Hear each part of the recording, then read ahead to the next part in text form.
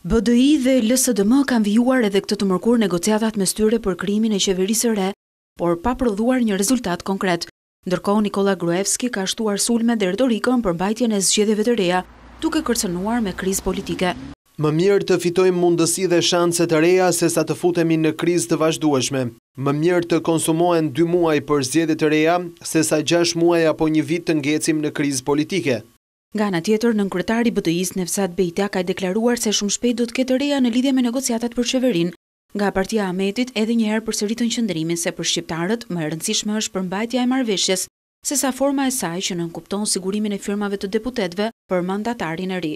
Ndërkohë nga LSDM-ja nuk japin detaje për negociatat. Përfaqësuesit e kësaj partie thonë se janë në pritje të komisionerit evropian për zgjerimin Johannes Hahn, i cili të njëjtën do të jetë në Shkup me një sër propozimesh konkrete për krerët e partive. Sipas mediave, eurokomisioneri pritet të ngulmojë në krijimin e një qeverie me bazë të gjerë.